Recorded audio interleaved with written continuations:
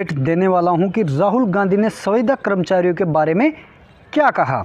क्योंकि जैसा कि आप सभी लोगों को मालूम है कि जब से राजस्थान में भारत जोड़ो यात्रा का आगमन हुआ है, तभी से संविदा कर्मचारी राहुल गांधी जी से हर ज़िले में 4-4, 5-5 बार मुलाकात करके संविदा कर्मचारियों की नियुक्ति को लेकर, परमानेंट नियुक्ति को लेकर मुलाकात कर रहे थे, ज्ञापन दे रहे थे, उनसे चर्चा कर रहे थे।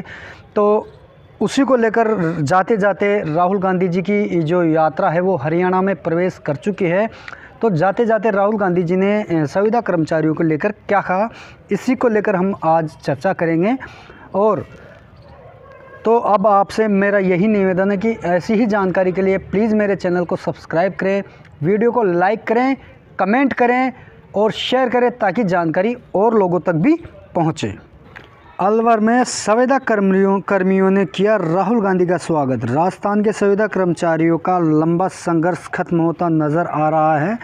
भारत जोड़ो यात्रा के अंतिम दौर में संविदा कर्मियों ने एक बार फिर राहुल गांधी से मुलाकात कर अपनी पीड़ा रखी, जिस पर जवाब देते और राहुल गांधी ने जल्द उनकी समस्या के समाधान का वादा किया, जिसके बाद प्रदेश भर में संविदा कर्मचारियों ने राहत की सांस ली।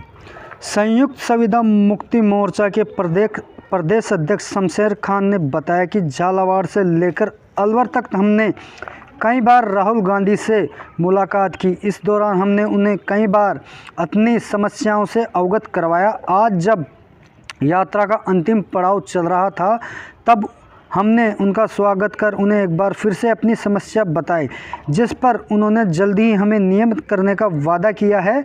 ऐसे में हमें उम्मीद है कि राजस्थान सरकार अपने फैसले में संशोधन कर प्रदेश में लाखों संविदा कर्मचारियों को राहत देगी। आगे जानते हैं राहुल गांधी जी ने और क्या क्या कहा। दरअसल पिछले दिनों सरकार ने सरकारी विभाग में काम कर रहे 1,10,000 से ज़्यादा संविदा कर्मियों को नियमित करने का फैसला किया गया था, जिसमें शिक्षाकर्मी, पैरा टीचर्स और ग्राम पंचायत सहायकों को कंट्री म्यूचुअल सर्विस रूल दायरे में लेने का 21 अक्टूबर को ही फार्मूला तय किया था, जिसके तहत जिन संविदा कर्मियों का या पहले का वेतन ज़्यादा होगा, उन्हें मिलने वाले वेतन में 2 सालाना इंक्रीमेंट जोड़कर नया वेतन तय करने का प्रावधान है। वहीं संविदा पर शुरुआती वेतन 10,400 रुपये हर महीने तय होगा। ऐसे में 9 साल सर्विस पूरी करने पर 18,500 और 18 साल सर्विस पूरी होने पर 32,300 रुपये का वेतन मिलेगा।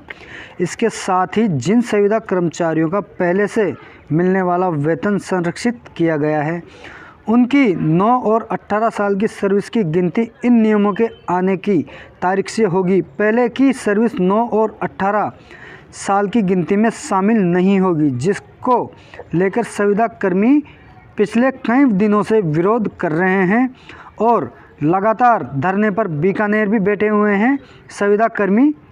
आगे जानते हैं। राहुल गांधी को बताया कि कैबिनेट सब कमेटी की रिपोर्ट के बाद बनाए गए थे नियम। कांग्रेस सरकार बनने के बाद संविदा कर्मचारियों को नियमित करने के लिए मंत्री बी.डी. कल्ला की अध्यक्षता में कैबिनेट सब कमेटी बनाई गई थी।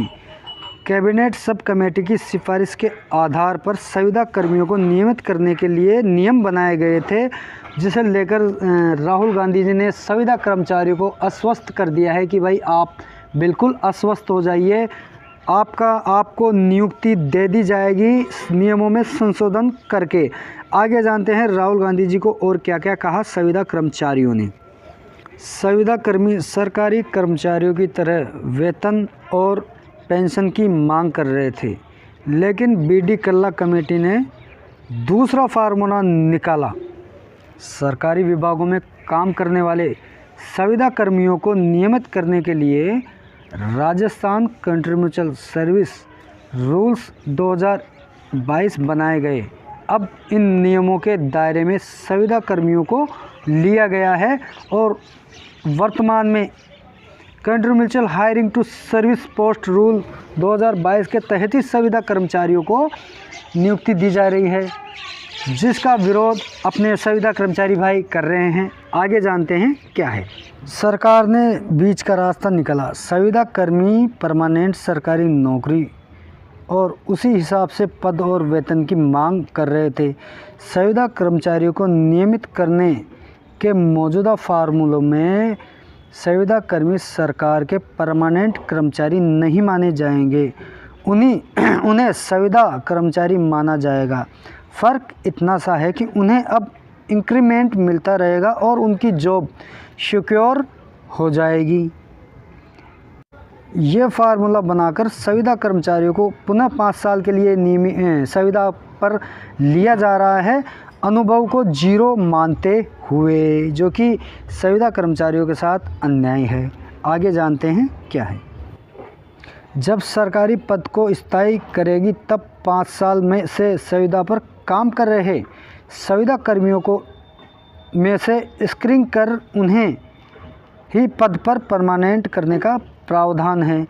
जैसा कि अभी जो संविदा कर्मचारियों को 5 साल के लिए नियुक्ति दे रहे हैं संविदा कर्मचारी के पद पर, जैसे ही पद खाली होता है तो उन्हें स्क्रीनिंग कर उन्हीं को परमानेंट नियुक्ति दिए जाने का प्रावधान बनाया गया है। लेकिन 5 साल बाद उन्हें परमानेंट नियुक्ति तभी दी जाएगी जब पद खाली होगा, अन्यथा उन्हें संविदा कर्मचारी के रूप में ही काम में लिया जाएगा।